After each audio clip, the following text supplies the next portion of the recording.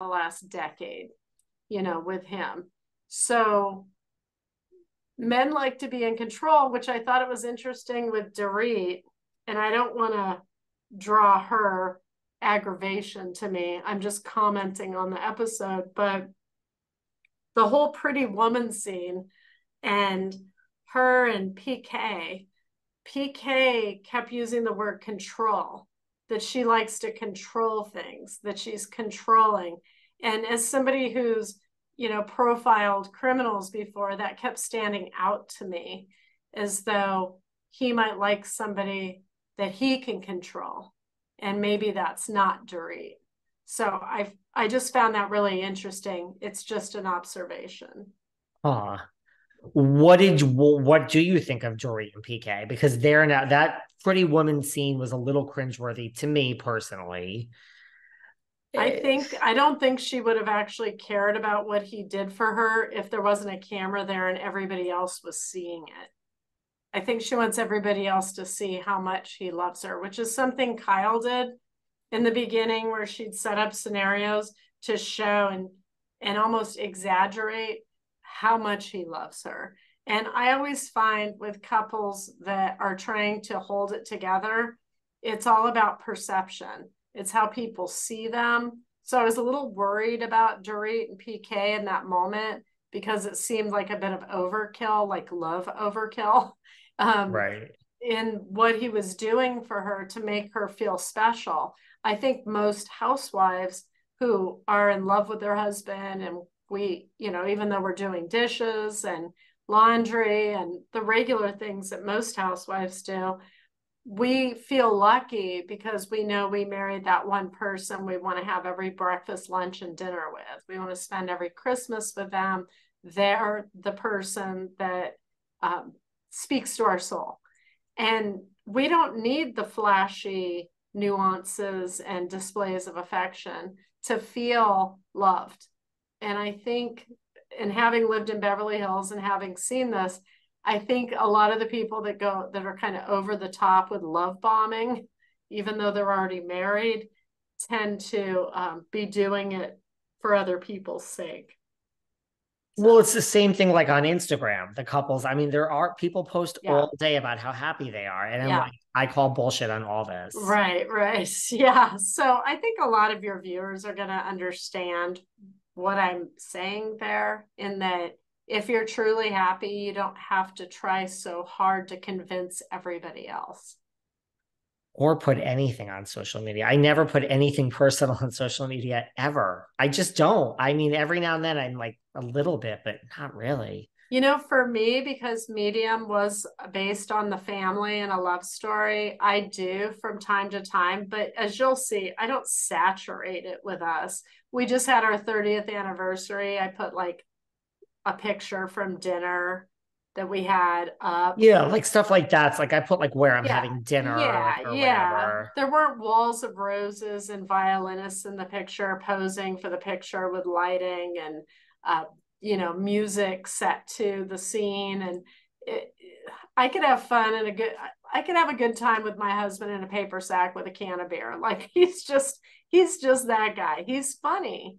And so I don't really need to flash uh, jewels that are sort of reminiscent of the most famous and fabulous hooker of all time from Pretty Woman to feel special. But I have to say, her jewelry was amazing. It was eye popping. So It was amazing. It it was was, amazing, just gorgeous. do Yes. you believe, because like they're all the headlines about them too now that they're separated, they're having problems. They made a statement to People magazine, we're fine, we're choosing to work on our marriage. We had a tough year.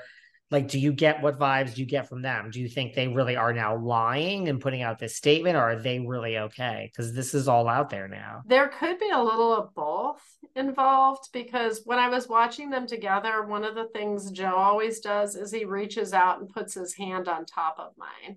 And so when we're at a dinner table, especially for an anniversary, he's always just sort of, we're fixated on each other, looking at each other. And they seemed like they were checking boxes in their head. That's just my take. I wasn't seeing a lot of sincerity. And if you read into some of the words that each of them were using, he kept using the word controlling, that she's controlling, that she needs control. And for her, it almost seemed like she was following a script in her head of saying the right things and how she wanted it to come off. And I'm not faulting her for it. I mean, she's basically an actress. I mean, reality shows, the people on it are acting on a very high level, just not very well.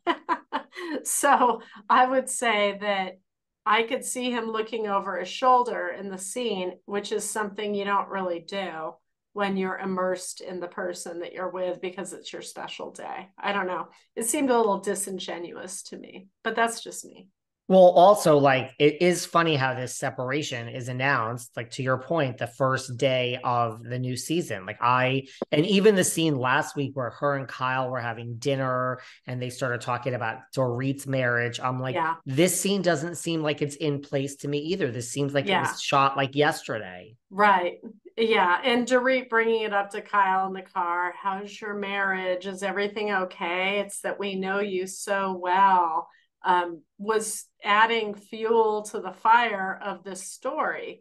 So, another fake scene. Like, I don't believe that these scenes were just in the lost footage and now we re-edit. I believe everything with Kyle's marriage and Dorit's marriage was thrown in when they said, okay, we have nothing here. It's why people get so angry that watch reality TV. They're infuriated by the scenes where somebody throws a drink or flips a table over or calls somebody an asshole for being an asshole. And they get upset about it, but they secretly love it because there's something sincere about it in that moment that they believe it and they feel it. Reality television is a very interesting animal, and the people that watch it are interesting as well. I think a lot of them like to mentally tune out and it makes them feel better about their lives, which is great. But it's like a soap opera. It's what soap operas were in the 80s, 70s, 80s, where they were just everything. And every housewife watched soap operas, folding laundry, and everybody knew the same characters. Now you have reality shows where you've got real people acting out scenes that are sort of ripped from the soap opera scripts of the cheating and the affairs and the divorce and falling in love again. And now I like girls, and they just keep switching gears and they're trying to figure out how to up the ante. And I think that's what we saw this summer with Kyle. And if it worked for Kyle and Mauricio, the whole separation thing, I guess don't be surprised if every couple on the show ends up separated because the ratings go up and you're tuning in to see what happens. I mean, I don't know. I'm not a reality show spectator usually, unless it's I do watch Unfaithful. Have you watched that with No. I have, with Tammy Roman, and I think she's a basketball